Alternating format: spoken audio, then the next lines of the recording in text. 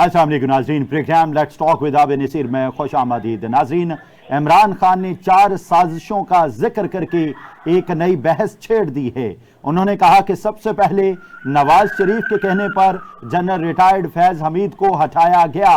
उसके बाद जनरल बाजवा ने $35,000 पे हुसैन हक्कानी को हायर किया ताकि वो लॉबिंग कर सकें। उसके बाद तीसरी साजिश का जिक्र किया कि हमने चीफ जस्टिस से ये गुजारिश की कि इंक्वायरी की जाए और चीफ जस्टिस ने हम पर साइफर का केस डाल दिया। उसके बाद चौथी साजिश का उन्होंने जिक्र किया कि 8 फरवरी का इलेक्शन चोरी किया गया और 8 फरवरी के इलेक्शन में हमारा मैंडेट प्रॉपर तौर पे चोरी किया गया और हमें दीवार के साथ लगाया गया और हमारे लोगों को जदोकूब भी किया गया, उठाया भी गया और हमारे साथ जुल्म हुआ। हम मजलूमों ने ये तमाम साजिशों को सहा, लेकिन ये जो 9 मई का केस है सिर्फ 1 घंटे में उड़ सकता है अगर कोई चाहे, जिसने ये केस हम पर लॉन्च कर दिया। और एट द सेम टाइम उन्होंने ये कहा कि सीसीटीवी फुटेजेस सामने क्यों नहीं लाई जा रही और यह भी जिक्र किया कि सिर्फ फायर वॉल की वजह से $500 मिलियन का नुकसान हो गया है पाकिस्तान को। जबकि दूसरी जानिब से नवाज शरीफ साहब गुज़श्ता दिनों ऐलान कर चुके हैं कि $500 तक बिजली को तकरीबन 38% सस्ता कर दिया गया है अगस्त और सितंबर के बिलों में। At the same time opposition के कुछ लोग और बाकी पार्टीज ये क्लेम कर रही हैं क्या पाकिस्तान सिर्फ पंजाब है, बलूचिस्तान में मुआशी हालात बहुत बुरे हैं, सिंध में मुआशी हालात बहुत बुरे हैं, KPK में मुआशी हालात बहुत बुरे हैं, लेकिन पंजाब के लिए ही बिजली क्यों सस्ती की गई, बाकी जगहों पर बिजली सस्ती क्यों नहीं की जा रही। पूरे पाकिस्तान में इस वक्त यह बहस है क्या नवाज शरीफ का आकर यह ऐलान करना जरूरी था, शहबाज शरीफ साहब क्यों नहीं इस तरह के रिलीफ देने आते, शहबाज शरीफ साहब और नवाज शरीफ साहब की बेसिकली इस वक्त पोजीशन क्या है, क्या नवाज शरीफ वजीर आजम के तौर पर तो नहीं आ रहे। कुछ हलकों में यह भी बहस की जा रही है कि अब नवाज शरीफ को मनाने की कोशिश की जा रही है क्योंकि नवाज शरीफ इस वक्त पाकिस्तान में रहना नहीं चाह रहे। उन्हें यह लगता है कि 21 अक्टूबर का जो शाहाना वेलकम था उसके बाद मेरे साथ जो ज्यादतियों का सिलसिला शुरू हुआ वो ठीक नहीं है।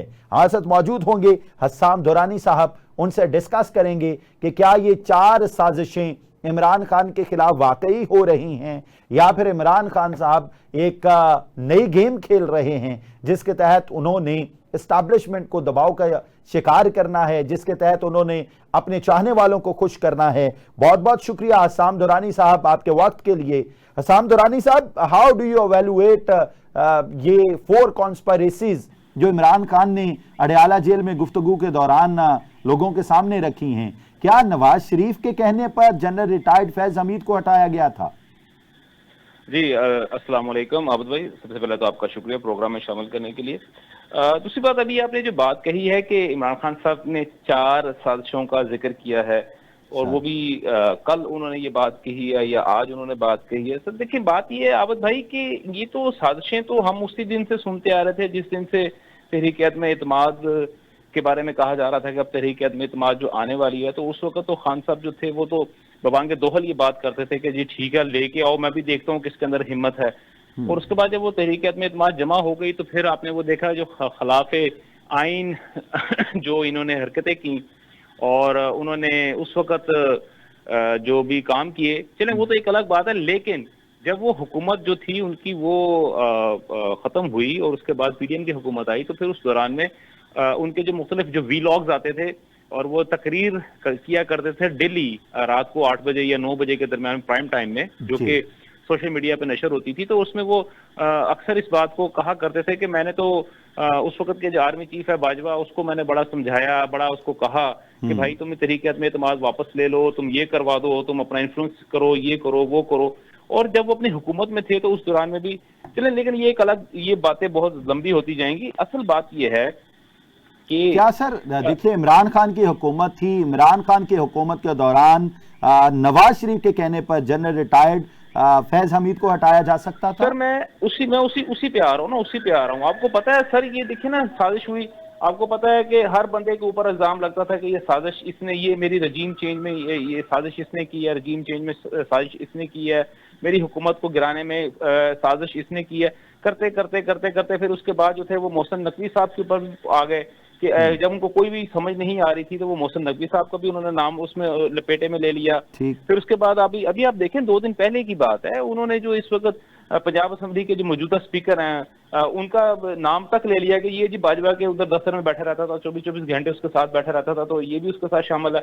देखिए जो ये बात हो रही है, खान साहब को खुद नहीं अंदाजा है कि वो बातें क्या कर रहे हैं, लेकिन बात यह है कि उनका एक क्रिज्मा है, उनका एक पॉपुलैरिटी है, उनको सुनने वाले जो हैं वो भी उन्हीं की तरह की जो है वो बहुत अच्छी जहनियत रखते हैं और वो सोचने समझने की सलाहियतें बकौल उन लोगों के या बकौल बानी तहरीक के उनके साथ उनके जितने भी फॉलोअर्स हैं उनके सोचने समझने की सलाहियतें जो है वो बाकी पाकिस्तान की जितनी भी अवाम है उनसे जो है वो उनसे बहुत ज्यादा हैं।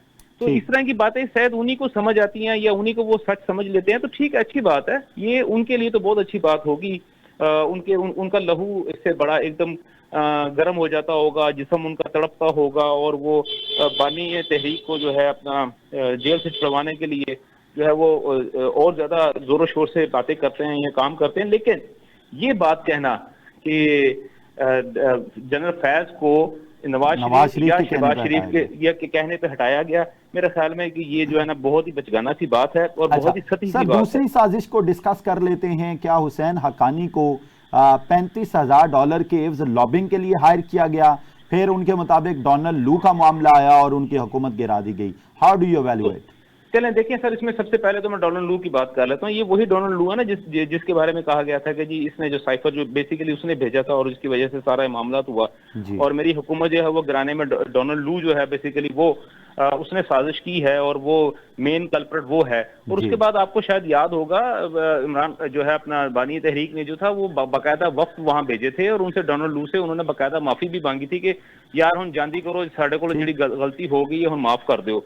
तो ये बात। दूसरी बात ये है कि ये जो उन्होंने कहा कि $35,000 अगर वो कहते हैं कि अपना हकानी साहब को उन्होंने दिए तो सर ये जरा उसका भी हिसाब दे देना कि जो $25,000 जो था ये दे के इन्होंने वहां पे जो PR फर्म जो थी अमेरिका के अंदर और यूरोप के अंदर जो थी उनको हायर किया हुआ था और वो उनका जो बाकायदा जो थे बिलिंग वगैरह वो कहाँ से होती रही है। दूसरी बात ये कि हकानी साहब जो है अगर $35,000 एक महीने के लिए बिके हैं तो मेरे ख्याल में काफी सस्ते बिक गए हैं। शायद इमरान खान साहब को जो है उनको उनकी कीमत का अंदाजा नहीं है, वो हर एक को अपनी तरह का समझ रहे हैं। ठीक है, मान लेते हैं। देखिए मैं उनको डिफेंड नहीं कर रहा, हकानी साहब को मैं बिल्कुल डिफेंड नहीं कर रहा, माइट भी ये बात हो, लेकिन इमरान खान जो हैं वो तो बल्ले पे एक साइन करें और उनके नाम पता नहीं क्या क्या कुछ लग जाता है। इमरान खान सस्ते कहाँ हैं? आप सब बिल्कुल दुरुस्त फरमा रहे हैं। वो बल्ले पे साइन करके तो सर इतना अरसा जो है देखिए 92 के वर्ल्ड कप के बाद से उन्होंने जिंदगी में अल्हम्दुलिल्लाह कभी कोई काम नहीं किया, कहीं से उनकी अर्निंग नहीं हुई, तो उसके बावजूद जो है ना आपको पता है कि वो बकौल जो है हमारी आवाम के और हमारे जो दोस्त हैं उनके मुताबिक वो सिर्फ एक तकरीर करते थे और उसके बाद उनको पता नहीं कितने करोड़ पे मिल जाता था। तो एक बल्ले पे साइन करते थे तो पता नहीं कितने करोड़ डॉलर जो थे उनके अकाउंट में आ जाते थे। किसी की पॉपुलैरिटी को किस तरह एवेल्युएट करेंगे? नवाज शरीफ ने आके ऐलान किया कि आपके लिए मैं बिजली 14 रुपए फी यूनिट सस्ती करता हूँ।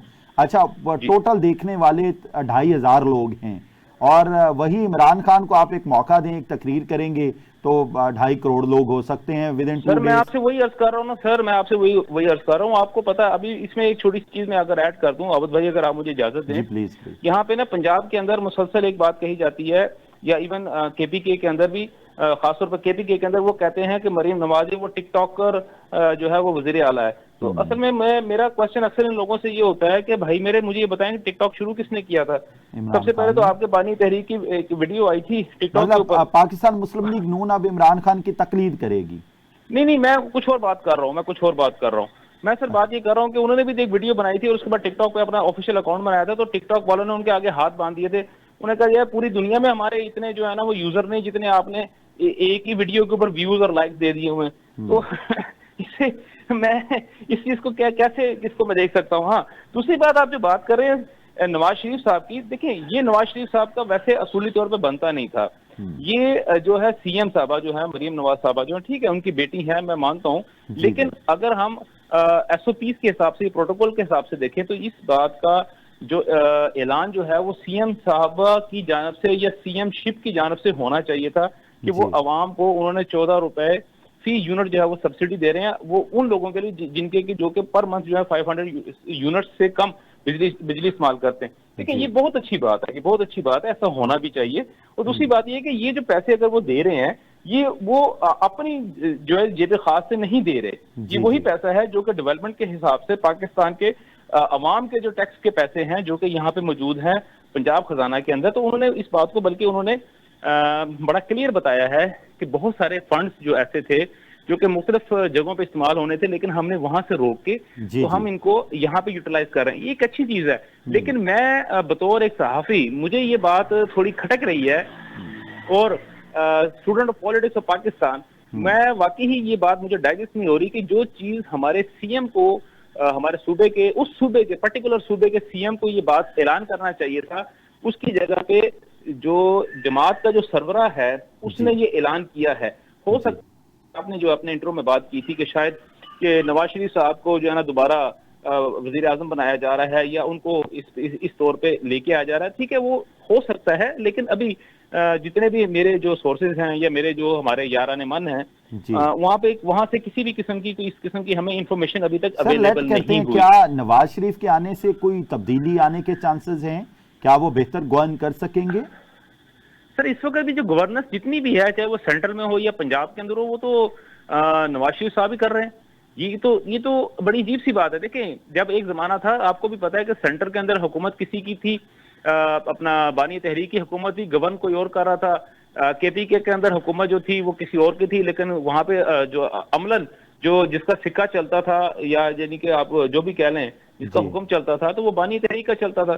तो इसी तरह जो है, देखें, जो अब हमारी पार्टीज हमारे बल्कि दुनिया में कहीं पे भी आप देख लें, जो पॉलिटिकल सिस्टम हमारा है और खासतौर पे हमारा अगर जो जमहूरियत की अगर मैं बात करता हूँ, तो जो पार्टी का जो लीडर होता है बेसिकली वो ऑल इन ऑल होता है। और वही सारी आप इंडिया में देख लें, कांग्रेस के अंदर भी आप चेक कर लें, ठीक है, आप बीजेपी को आप देख लें, पाकिस्तान के अंदर आप मुस्लिम लीग को देख लें, पीपल्स पार्टी को देख लें, एमपीएम को देख लें, एएनपी को देख लें, यानी कि कोई भी आप किसी भी नेशनल पार्टी को देख लें। जो आप ये कह रहे हैं कि अगर पाकिस्तान तहरीक इंसाफ सिर्फ इमरान खान है मसला नहीं है, अगर पाकिस्तान मुस्लिम लीग नून सिर्फ नवाज शरीफ है तो मसला नहीं है, अगर पाकिस्तान पीपल्स पार्टी सिर्फ बिलावल भुट्टो जरदारी है तो मसला नहीं है, अगर जमात इस्लामी हाफिज नईमुर रहमान है सिर्फ तो मसला नहीं है। बिल्कुल ऐसे, बिल्कुल कोई फर्क नहीं पड़ता। नहीं सर, कोई फर्क नहीं पड़ता। उसकी रीजन ये है कि आपके पास अथॉरिटी किसके पास है। हम कहने को तो पाकिस्तान एक इंतहाई जमहूरी मुल्क है, लेकिन हमारी जो पार्टीज हैं, जितनी भी पॉलिटिकल पार्टीज हैं, वो सर जमहूरी पार्टीज नहीं है। वो चाहे वो अब ठीक है सर, बात दूर तक निकल गई सर। तीसरी साजिश की बात कर लेते हैं। इमरान खान साहब ने क्लेम किया कि हमने कहा कि इंक्वायरी करवाई जाए और हम पर साइफर का केस डाल दिया गया। क्या चीफ जस्टिस को कहा कि इंक्वायरी डालें? क्या ये सही कह रहे हैं इमरान खान? नहीं सर, बिल्कुल गलत है। साइफर का केस तो उससे बहुत पहले के इनके ऊपर पड़ चुका था। और आपको शायद याद होगा, आप ही के प्रोग्राम के अंदर जो थी वो मैंने लबकुशाई की थी कि जब ये जिस जलसे के अंदर ये अपना वो कागज लहरा के दिखा रहे थे कि ये साइफर है, तो उस जलसे के अंदर मैं मौजूद था और मैं अपना उस वक्त के जो टीवी चैनल था उनकी जानब से मैं इसकी कवरेज कर रहा था। और उसी वक्त मौके के ऊपर ही जो थे, जो मेरे एंकर जो थे, उनको मैं ये बात कह रहा था कि मैं यार अब ये जो इसने हरकत की है, उस वक्त जो उस जलसे के अंदर खड़े होकर इसने लोगों को तो गरमा दिया है, तड़पा कर रख दिया है, लेकिन ये ऐसा एक सेटबैक पड़ेगा जिसका कि खुमियाजा शायद हम लोगों को भुगतना पड़े, और वो आपके सामने ही है। दूसरी बात ये, अगर बात ये करते हैं कि अगर इसी दौरान में अगर मैं बात करता हूं तो क्या ये वो आप कह रहे हैं कि साइफर का केस पहले पड़ चुका था। सर मुझे यहाँ जरा कंप्लीट कर लेने दीजिएगा। क्या आपने साइफर की जो किसी भी किस्म की जो टिकर्स अदालत के अंदर या कहीं पे भी जो हुई है उस पर गुफ्तगू शुनीद हुई है या वो केस जब चला है, तो क्या वो टिकर्स आपके टीवी स्क्रीन के ऊपर नहीं चले? क्या उसकी रिपोर्टिंग जो है आपके रिपोर्टर्स ने नहीं की? क्या कोर्ट रिपोर्टर्स ने मनो ऑन नुक्ता जेर जबर पेश के यानी कि उसको चेंज किए बगैर क्या वो तमाम की तमाम चीजें जो है आपकी टीवी स्क्रीन तक नहीं पहुंचाई? वहां पे तो जो है बानी तहरीक जो थे, तहरीक इंसाफ, वो ये कहते रहे कि हाँ यार मैं तो घर ले गया था, ठीक हो गया। दूसरी बात ये थी कि जब उन्होंने कहा कि यार ये जो साइफर है, अगर आप घर ले गए थे, एक नेशनल डॉक्यूमेंट था, एक सिक्योरिटी का आपने ब्रीच किया है, और being prime minister of Pakistan आपने जो है ये चीजों को ब्रीच किया है, लिहाजा आपके ऊपर एक हद कायम होती है। तो वहां पे साथ ही मुड़ गए, मुझे तो पता ही नहीं था, ये मैंने तो नहीं किया। अब ये चीजें अच्छा, अगर आप अब ये चलिए, जी जी आपने 3 साजिशें इमरान खान ने जिनका जिक्र किया आपने डिनाई कर दी, चौथी साजिश को भी डिनाई करेंगे कि 8 फरवरी को पाकिस्तान तहरीक इंसाफ का मैंडेट चोरी हुआ? सर मैं उसको बिल्कुल डिनाई नहीं करूंगा, क्योंकि ये 2018 का टेलीकास्ट था। जैसे आपका प्रोग्राम या मेरा प्रोग्राम जो होता है वो एक दफा लाइव चलता है और उसके बाद वो टेलीकास्ट में जाता है या रिपीट में जाता है। तो अगर 2018 में जो इलेक्शन के अंदर जो जो सिचुएशन हुई थी, तो 2023 के इलेक्शन में सेम वही चीजें जो रिपीट हुई हैं। तो अगर 2018 में आप खुश थे क्योंकि आप बेनिफिशियरी थे, तो 2023 में डेफिनेटली आप जो है ग्रीव्ड होंगे। आप जो होंगे वो आपको आप वो पार्टी होंगे जिसको के नुकसान पहुंचा होगा। तो अगर आप 2018 के अंदर खुश थे उस वक्त, सर आप ये बात देखें ना, उस वक्त पीपल्स पार्टी कराची में थे, पीपल्स पार्टी की सारी की सारी। सर आप ये कह रहे हैं कि अगर 2018 में एक जुर्म हुआ है, अगर वो 2024 में हो गया, क्या फर्क पड़ता है? हाँ बिल्कुल, उसकी रीजन क्या है? उसकी रीजन ये है, मैं अव्वल तो सबसे पहली बात तो ये है कि इस चीज को मैं कंडेम करता हूं। मैंने 2018 में भी कंडेम किया, तो 2023 में भी मैंने कंडेम किया। लेकिन बात यह है कि जब 2001 एक पार्टी जो है वो ये कहती है कि जी 2018 में मैं बड़ी खुश थी क्योंकि मेरे मर्जी के मुताबिक तमाम के तमाम केसेस, ये सारा कुछ मेरी मर्जी के मुताबिक हुआ, लेकिन 2024 में मुझे बहुत नुकसान हुआ, लिहाजा मुझे बहुत दुख पहुंचा। सर ऐसा नहीं होना चाहिए। आपको एटलीस्ट कंडेम करना चाहिए कि 2018 में भी ऐसा हुआ था, तो 2024 में भी ऐसा हुआ। अगर मैं आपको छोटी सी आपको बात बताता हूँ, मेरे अपने प्रोग्राम में, मैं अपने टीवी चैनल पे, आपको पता है मैं प्रोग्राम करता हूँ, तो मेरे प्रोग्राम में एक पीटीआई के जो थे एक साहब थे, एमएनए, मैंने उनसे ये क्वेश्चन पूछा कि शफकत महमूद साहब ने एक पॉडकास्ट के अंदर ये बात कही है और इस बात को उन्होंने माना है कि 2018 का इलेक्शन रिग्ड था और उसमें नून लीग की जो सीटें थी और एमक्यूएम की सीटें और पीपल्स पार्टी की सीटों को छीन के हमें दिया गया था और हमारी उस वक्त की जो एस्टेब्लिशमेंट थी जो थी, उन्होंने हमें हुकूमत बनाने में भरपूर मदद की और उन्होंने हुकूमत चलाने में हमारी मदद की। ठीक है, साम दुरानी साहब हमारे साथ मौजूद हैं। एक शॉर्ट कमर्शियल ब्रेक है, ब्रेक के बाद हाजिर होते हैं। We will be right back, आप हमारे साथ रहिएगा। बाद प्रोग्राम में खुश आमदीद, हमें ज्वाइन किया है सीनियर तजियाकार कमरुज़्ज़मान भट्टी साहब ने। सर बहुत बहुत शुक्रिया आपके वक्त का, और हसाम दुरानी साहब भी हमारे साथ लाइन पे मौजूद रहेंगे। कमरुज़्ज़मान भट्टी साहब, 4 साजिशों का जिक्र किया इमरान खान ने, उसके बाद 5वीं बात की कि सोशल मीडिया पर पाबंदी लगाने की वजह से पाकिस्तान को $500 मिलियन का नुकसान हो गया है। Is it right? और किसको मुर्द इल्जाम ठहराएं? इतना बड़ा नुकसान, व्हाट्सएप नहीं चल रहा, फेसबुक सही नहीं चल रही, क्या हम हर तजर्बा बगैर किसी तहकीक के कर लेते हैं, या फिर ये टेक्निकली कोई हमारे ऊपर वबाल आना था और हमारा ये नुकसान होना था? बहुत शुक्रिया आपने नसीर साहब। असल बात यह है कि हम में से कोई भी सच नहीं बोल रहा और हर बंदा जो है ना वो अपने अपने मतलब के मुताबिक ना लोगों तक अपनी बात पहुंचाने की कोशिश कर रहा है जी। जो अपने हिस्से का जो जुराइम है या जो आपके हाथों कुछ ऐसे काम हुए हैं जिससे पाकिस्तान के अंदर एक पूरी तबाही बर्बादी हुई है, उसकी तरफ कोई नहीं आ रहा। और खान साहब जो है वो आज फैज हमीद साहब की गिरफ्तारी के हवाले से साजिशों का जिक्र भी कर रहे हैं, उनकी काबिलियत का जिक्र भी कर रहे हैं। इसमें कोई शक वाली बात नहीं कि फैज हमीद साहब एक काबिल तरीन जनरल हैं और नेचुरली उन्होंने बड़ा सर्व किया। लेकिन जो काम खान साहब बीइंग प्राइम मिनिस्टर उनसे लेते रहे या लेने की कोशिश करते रहे जी, वो ऐसे काम थे कि जो आप कह लें कि बहुत हद तक आप कह सकते हैं कि वो एक अलग से एक साजिशों की पूरी कहानी है, पूरी दुर्घटना है जो इस मुल्क के खिलाफ जो है ना बर्पा की जाती रही है। बेहतर सर, आपकी एक बड़ी क्लियर स्टेट पॉलिसी है। आप 47 से 48 से आप एक स्टेट पॉलिसी के तहत एक 2 ब्लॉकों में, अगर आपकी बात करें दुनिया में 2 ब्लॉक थे जी, तो आप बड़े क्लियरली 1948 से अमेरिकन ब्लॉक का हिस्सा है। कई ऐसे एग्रीमेंट हुए जिसमें आप अमेरिकन के साथ एंगेज हुए। आप इवन जहाज अफगानिस्तान की अगर बात करें या बहुत सारे इवन मामला, तो उसमें आप पूरी आपकी एंगेजमेंट है।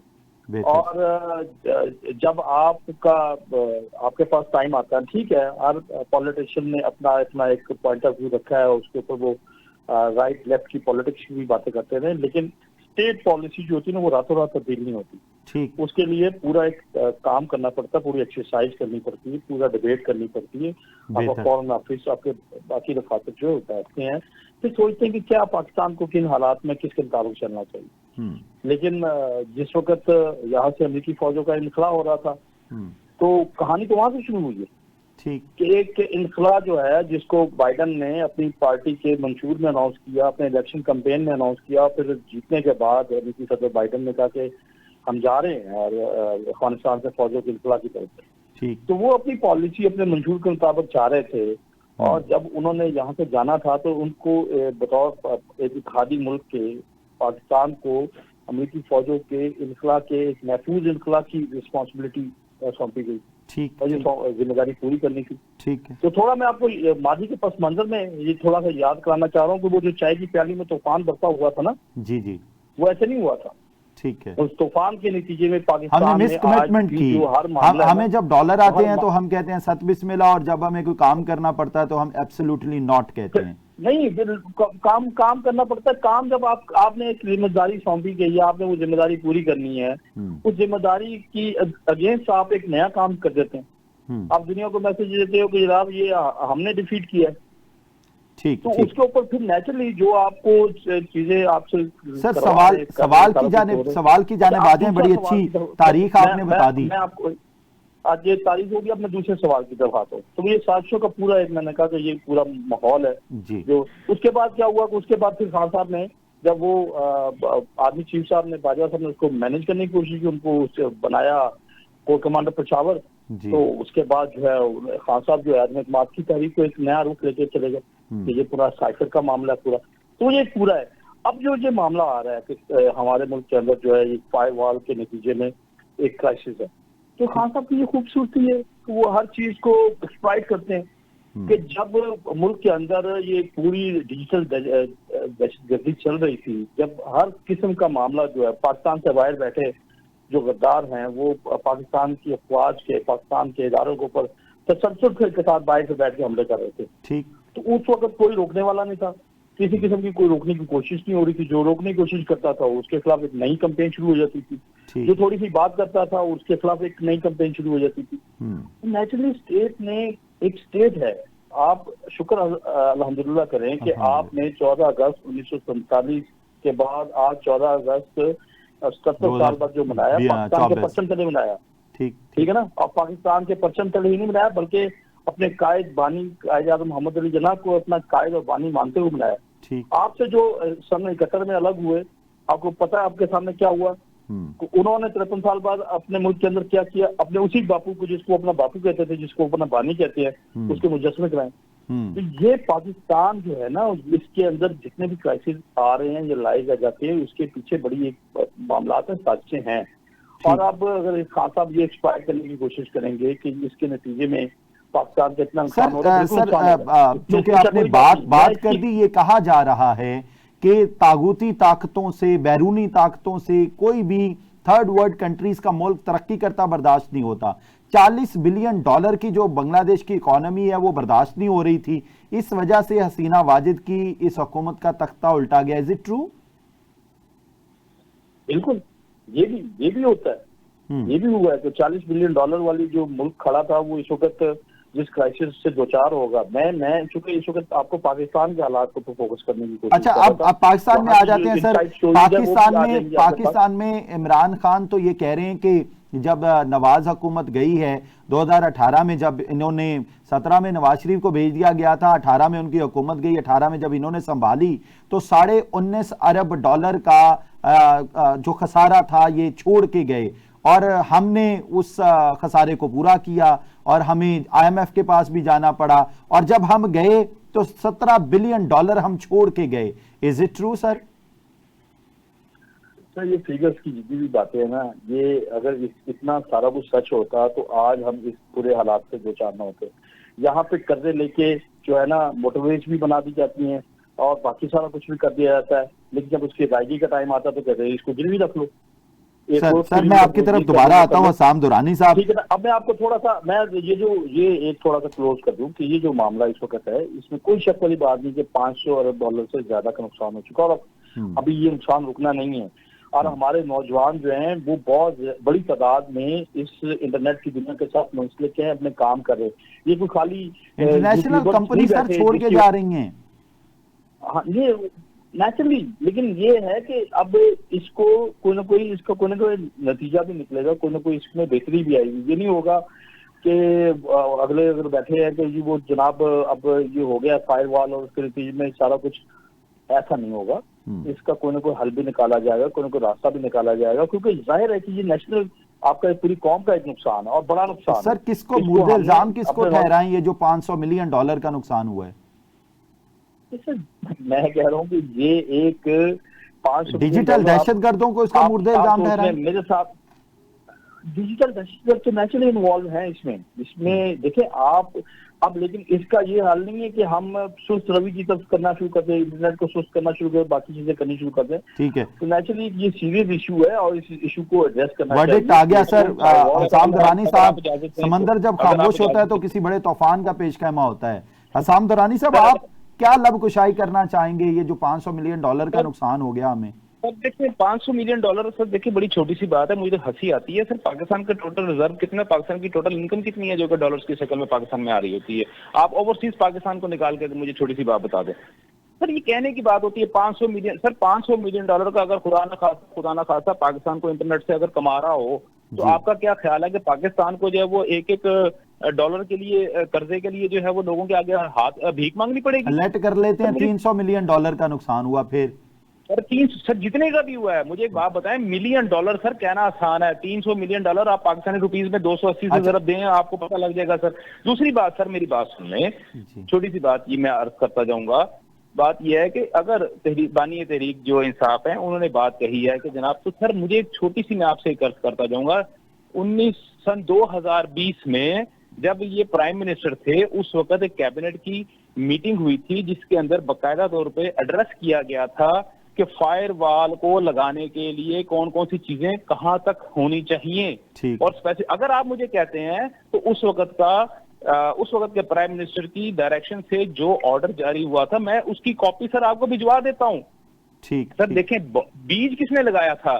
बीज लगाया था उस वक्त के प्राइम मिनिस्टर बानी तहरीक इंसाफ ने लगाया था। और जब बात यह है, जिसमें देखें आपसे लास्ट अभी जो ब्रेक से पहले जो आपसे बात हो रही थी उसमें मैं यही अर्ज कर रहा था कि जब आप खुद बेनिफिशियरी होते हैं तो हर चीज बिल्कुल ठीक होती है, हर दिन जो होती है वो ईद होती है। मसला है सर, ये तो सबका मसला है, हमारा सबका मसला है। तो दूसरी बात ये थी कि ये जो बात कर रहे हैं हमारे मुसलसल जो है हमें बताया, आपको याद है कि एक वक्त में वो असद उमर साहब और ये बानी तहरीक जो है वो कैलकुलेटर लेके हर प्रेस कॉन्फ्रेंस के अंदर बैठे होते थे और हमें कैलकुलेट करके बता रहे होते थे कि जनाब डॉलर की कीमत 50 पैसे जो है ना वो बढ़ गई है, तो लिहाजा पूरी कौम के ऊपर इतना ये भी कैलकुलेशन मुझे याद आ रही है कि जब एक दिन के लिए एहतजाज होता था, इमरान खान साहब आके बताते थे कि एक दिन अगर कारोबार रुकता है तो इतना नुकसान होता है और इतना नुकसान होता है। ठीक है सर।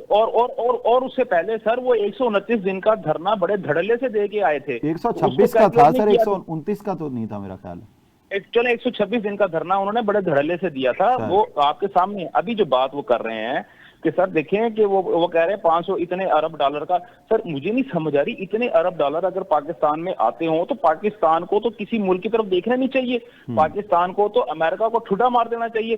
दूसरी बात यहाँ पे अभी जो बात हुई है, आपने बहुत अच्छा पॉइंट एक दिया कि तागूती ताकतें जो हैं वो बांग्लादेश को उन्होंने गिरा दिया या किसी भी थर्ड वर्ल्ड कंट्री को वो ऊपर उठने नहीं देते उनकी इतने $मिलियन की। अभी आप बात कर रहे हैं $40 मिलियन की उनकी इकोनॉमी थी। बिल्कुल जी। दूसरी बात, आप $580 मिलियन जो है वो आप कह रहे हैं कि जनाब वो पाकिस्तान का नुकसान हो गया। नहीं सर, वो $40 बिलियन है, $40 अरब। 40 अरब, चलो ठीक है, डन हो गया। $40 अरब। मुझे सर एक बात बताएं, ये जो बात यहाँ पर है सर, मैं इससे बिल्कुल इत्तेफाक नहीं करता। बात यह है कि हसीना वाजिद जो साहबा जो थी, उन्होंने वहां पे अपना एक सिविल मार्शल लॉ लगाया हुआ था। सर आपको भी पता है, पाकिस्तान में क्या कोई मार्शल लॉ टाइप चीज नहीं है सर? पाकिस्तान में हुई है ना। सर 2018 से लेकर 2023 तक हमने सहा ना, हमने बर्दाश्त किया है ना सर। 2018 से लेकर 2023 तक सर आप ही के टीवी चैनल्स की तवज्जुह से अक्सर प्रोग्राम के अंदर मैं बात करता रहा हूँ। मैं इसके अलावा दूसरे पाकिस्तान के टीवी चैनल्स के ऊपर मैं इंटरनेशनल मीडिया के ऊपर बैठ के मैं एक बात करता रहा हूँ कि पाकिस्तान के अंदर जो है इस वक्त एक मार्शल लॉ की सिचुएशन है, लेकिन सिर्फ फर्क ये है कि फ्रंट के ऊपर एक सिविलियन बैठाया हुआ है। तो अगर आप उनकी तरफ देखें तो वो भी इसी तरह था। आप ये देखें पिछले ऑलमोस्ट 19 सालों से। ठीक है सर, वक्त कम है, अहम सवाल रह ना जाए। सर 190 मिलियन पाउंड केस में मलिक रियाज का नाम क्यों नहीं लिया जा रहा सर? हसाम दुरानी साहब, क्वेश्चन आप जी सर देखिए किस तरह लिया जा सकता है सर? आपका क्या ख्याल है कि जो एक आदमी जो है वो आप जब आप उसके पास चाय पीने जाएं तो वो आपसे पूछता है कि आपने हाजिर सर्विस अभी रिसेंटली जो रिटायर्ड हुआ है ब्रिगेडियर से कि हाथ से चाय पीनी है कि 3 स्टार जनरल के 4 स्टार जनरल से? तो सर आप किस तरह आप यही बात करते हैं कि आप उनका नाम कमर जमान भट्टी साहब, सर आपका क्या वर्डिक्ट है? क्यों एक अहम किरदार है केस का, उसका नाम भी नहीं लिया जा रहा अदालत में? अब भाई पता क्या बात है, हम क्यों पता नहीं भोले बादशाह बनने की कोशिश करते हैं। मलिक रियाज हो या इस मुल्क का कोई भी बड़े जो कमीशन माफिया से रिलेटेड लोग बैठे हैं, उनका नाम नहीं लिया जाता, ना माजी में लिया गया ना अब लिया जाएगा। फिर एक बात तो वो हम लिखा करते थे ना, रियाजी जब किया करते थे, पस तजर्बे से साबित हुआ, पस तजर्बे से साबित हुआ। ये सारा सियासी गेम है, किसी पर कोई केस नहीं बनता। और जो इमरान खान क्लेम कर रहे हैं कि 9 मई का केस 1 घंटे में खत्म हो सकता है, वो वाकई हो सकता है? 9 मई का केस देखिए, 9 मई का जो केस है ना वो क्लियर केस है। अब से इबाम बार लोग ये बार क्रिएट करने की कोशिश करते हैं कि इसकी अदालती तहकीकात, और मेरा ख्याल है कि इसकी अदालती तहकीकात कर ली जाए। दूध का दूध पानी का पानी करने के लिए ना जिन लोगों को थोड़ा सा जोम है, क्योंकि लेकिन अब क्योंकि इन्वेस्टिगेशन बड़े पैमाने पे शुरू हो गई हैं, तो इसका एंड अदालती तहकीकात की तरफ भी जाएगा। तो 9 मई का केस जो है, इसमें कोई दूसरी राय नहीं है कि इसमें बहुत कुछ कॉन्स्पिरेसी क्रिएट की गई है, और इसमें बानी चेयरमैन जो पीटीआई हैं वो जाती तौर पे इन्वॉल्व थे। अच्छा, तो इमरान खान तो कह रहे हैं कि फैज हमीद की गिरफ्तारी से डरता तो जुडिशल कमीशन बनाने का मुतालबा ना करता। कहता मुझे तो टेंशन ही नहीं है। नहीं, टेंशन इसलिए नहीं है, वो उसके पीछे भी बड़े मजबूत हाथ है ना। आपने वही वाली बात जिस तरीके से ताकूती कुव्वतों की बात की है ना, बार बार कर रहे हैं, तो भाई उनको इतना कॉन्फिडेंस है ना, ये पीछे मामला है ना। वो बंदा जो कहता था कि साइफर मेरे खिलाफ अमेरिका का था, उसके लिए 300 सेनेटर जो है अमेरिकी सेनेटर वो कहें कि जनाब इसको आप इसके ऊपर जुल्म हो रहा है, आप थोड़ा सा चीजों को तकाबली जायजा तो लेना। तो उनको अब क्या नजर आ रहा है? सर आप बड़ी बाकमाल बात कर रहे हैं। आप समझते हैं अगर अमेरिका चाहे और इमरान खान के बाहर आ जाएं, और इमरान खान के आज की रात भी रह सकते हैं जेल में? सर हर प्लेयर्स का अपना एक टाइम पीरियड है, टाइम फ्रेम है। मुझे हमारे माशाल्लाह ये सारे नहीं सर, आप ये क्लेम कर रहे हैं ना कि इस वक्त चूंकि 365 नहीं, तो आप सेनेटर्स ने ये वर्डिक्ट दिया है। मैं बड़ा गैरजनाना बात करने लगा हूँ। आप मुझे बताएं, मियां साहब जो थे, जो कन्विक्टेड थे, सजा याफ्ता थे, वो मुझसे बात कैसे चलेगी? हाँ, वो तो जाहिर है डील के तहत गए। कौन सा तरीकाकार अडॉप्ट किया गया है? या एक बंदा जो है जिसको पनामा में सजा हो सकती है मनी ट्रेल ना देने पे, उसको अकामा में सजा क्यों दी गई? ये अपने खिलाड़ी होते हैं, इन खिलाड़ियों को बचाना होता है, इनके लिए प्रोटोकॉल्स होते हैं, इनको रखना होता है। जिनके नहीं बचाना था वो बेचारे फांसियों पे लग गए, गोलियां भी लग गई, सारा कुछ हुआ। ठीक है, आप समझते हैं कि इस वक्त बचाना भी चाह रहे हैं और ये भी चाह रहे हैं कि रगड़ा भी अच्छा लग जाए। अब इससे ज्यादा रगड़ा क्या होगा कि 15 महीने से एक शख्स जो है वो आपको उन्होंने अपने पंजे में रखना ही रखना है।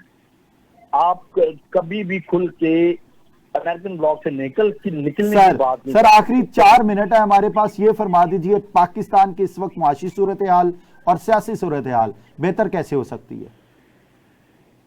तसलसल चाहिए तमाम सियासी सूरत हाल में। ये जो हम बार बार कहते हैं कि फौरी इलेक्शन या ये इलेक्शन नहीं वो इलेक्शन नहीं, हमें जो भी गवर्नमेंट चाहिए वो प्रॉपरली तसलसल के साथ चाहिए, 5-5 साल के लिए चाहिए। और ये छोटी छोटी ब्लेम गेम, क्या ये जो मौजूदा गवर्नमेंट है ये 5 साल चले तो कोई फायदा होगा? फायदा होगा, बिल्कुल होगा। ठीक है सर। बदतरीन जो आमियत की हुकूमतें थी ना, उसके भी नतीजे में लोगों को, उन मुल्कों को फायदा हुआ, क्योंकि वो तसलसल के साथ चलती थी। ठीक, तो जो जमहूरी हुकूमत को अगर तसलसल के साथ थोड़ा सा मौका मिले तो ज्यादा फायदा हो, बेहतर हो गया। सर दूसरी कोई चीज जिसको इम्प्लीमेंट किया जाना चाहिए? बट मेरा ये ख्याल है कि इस पॉलिसी जो भी आप अडॉप्ट करने जा रहे हैं, लोगों को रिलीफ देने के हवाले से अभी जो 14 रुपए बिजली का दिया, इसको मजीद रिलीफ दें। बाकी क्या सर पाकिस्तान सिर्फ पंजाब है, सिर्फ पंजाब के लिए ये रिलीफ दिया गया है? नेचुरली ये टैक्स बाकी सूबों पे भी जाएगा। अगर पंजाब गवर्नमेंट ने 45 अरब रुपए इसके लिए मुख्तस किया है, तो नेचुरली सिंध भी 30, 35, 40 अरब रुपए मुख्तस करेगा। कुछ ना कुछ हर एक को अपनी कुछ ना कुछ तो अपनी आवाम को, क्योंकि अब आप ये भी तो देखें ना कि हर पार्टी को के पास अपने अपने सूबे हैं जी। पीपल्स पार्टी के पास सिंध है, बलूचिस्तान है, नून के पास पंजाब है, पीटीआई के पास केपी के है। एमी रौला डाला हुआ है कि मर गए खप गए, सारे जबरदस्त इक्तदार एंजॉय कर रहे हैं। अगर मर रहा है वो आम आदमी मर रहा है जो 80 रुपए यूनिट दे रहा है। पब्लिक को रिलीफ देने के लिए देखें, अगर आज बेशक इन्होंने सारा नजला जो है इस मुल्क के काश्तकारों को तो डाल दिया, गंदम सस्ती कर दी और चीजें सस्ती कर दी, लेकिन नेचुरली अगर उसके नतीजे में जमीनों के ठेके कम हो जाए, उसके नतीजे में अगर खाद की कीमत कम हो जाए, बाकी चीजें कम हो जाए, तो फिर एक साल की कुर्बानी भी लोग भूल जाएंगे कि ठीक है वो सब ठीक है। हसाम दरानी साहब, सर क्या ऐसी प्रिकॉशनरी मेजर्स लिए जा सकते हैं इस वक्त, फौरी इकदाम किए जा सकते हैं बल्कि कि पाकिस्तान समूद समत में चल पड़े? सर देखिए, मेरे तो उस्ताद ने मुझे हमेशा एक ही बात समझाई है इस किस्म के मामला के अंदर कि डायलॉग होना चाहिए, क्योंकि डायलॉग जब तक होगा उस वक्त तक आपके दरमियान में जंग नहीं होगी। जैसे ही आप डायलॉग से आगे पीछे होंगे, आपके दरमियान में जंग छिड़ने की जो परसेंटेज है वो बहुत स्पीड से बढ़ जाती है। और वो जैसे कहते हैं ना कि जो जंग होती है वो दो डायलॉग्स के दरमियान का एक वक्त होता है, एक वो डायलॉग जो कि हुआ नहीं या नाकाम हो गया, और दूसरा डायलॉग जो कामयाब हुआ और जिसके नतीजे में जंग रोक दी गई। मैं तो सर एक ही बात कहूंगा कि सिर्फ डायलॉग का दरवाजा खोल देना चाहिए, टेबल ओपन होना चाहिए, और बानी तहरीक जो है, जो कि बार बार एक ही बात करते हैं कि मैं किसी भी सियासी पार्टी के साथ नहीं बैठूंगा, उनको भी जो है ना अपनी जरा अदाओं पे गौर करना चाहिए। अगर वो ये समझते हैं कि उनकी वजह से मुल्क तरक्की कर सकता है, तो सबसे पहले उनको टेबल पे आना पड़ेगा और उसके बाद से सारी बहुत बहुत शुक्रिया। हसाम दुरानी साहब हमारे साथ मौजूद थे और कमरुज़्ज़मान भट्टी साहब हमारे साथ मौजूद थे। इस वक्त पाकिस्तान में अगर 4 चीज़ों को इम्प्लीमेंट कर लिया जाए तो मेरा ख्याल है कि पाकिस्तान के मुआशी और सियासी हालात बेहतर हो सकते हैं। नंबर 1, एक्सटेंशंस का तमाम सिलसिला हमेशा के लिए ख़त्म कर दिया जाए। अगर हमें यह लगता है कि 3 साल एक आर्मी चीफ जब सर्विस करते हैं वो कम है, तो हम रूल बना दें कि 6 साल के लिए आर्मी चीफ आएगा, लेकिन किसी को एक्सटेंशन नहीं मिलनी चाहिए। नंबर 2 पॉइंट, 30 साल इकोनॉमिक सिस्टम बनाना चाहिए, और इस इकोनॉमिक सिस्टम को बनाने के बाद बिल्कुल छेड़छाड़ नहीं होनी चाहिए, तो पाकिस्तान तरक्की कर सकता है। नंबर 3, पाकिस्तान में तकरीबन 18 करोड़ मोबाइल यूजर हैं, जिनमें से 11 करोड़ सेलुलर जो स्मार्टफोन है वो फोन इस्तेमाल करते हैं, और जिसकी वजह से सरकारी दफातर और प्राइवेट दफातर में बिल्कुल कोई काम नहीं होता। फौरी तौर पे ये होना चाहिए कि दफ्तरी औकात के दौरान इन फोन्स पर पाबंदी होनी चाहिए। और पाकिस्तान के 25 करोड़ आबादी में से सिर्फ 2.5 करोड़ के करीब लोग काम करते हैं, बाकी सब ये कहते हैं पायन दुबई होंदे ने। तो इस सिस्टम को खत्म होना चाहिए। अगर हम चाहते हैं कि पाकिस्तान मुआशी तौर पे तरक्की करे, तो इन 25 करोड़ में से कम 20 करोड़ लोगों को काम करना चाहिए, और हर शख्स भले वो 1 रुपया क्यों ना कमाए, 10 रुपए क्यों ना कमाए, हर शख्स की कोई ना कोई आमदन होनी चाहिए, जिससे पाकिस्तान में रोटेशन खत्म होगी, जिससे पाकिस्तान में जहनी दबाव खत्म होगा, जिससे पाकिस्तान में हम आहंगी बढ़ेगी, और खानदान के सब अफराद मिलकर रहेंगे, फिर सोसाइटी के सब अफराद मिलकर रहेंगे, और इसी तरह अपर लेवल पे जाके मुल्क तरक्की करेगा। मेरी दुआ है अल्लाह ताला पाकिस्तान और पाकिस्तान में बसने वालों की खैर करे। इजाजत दीजिए, अल्लाह हाफिज।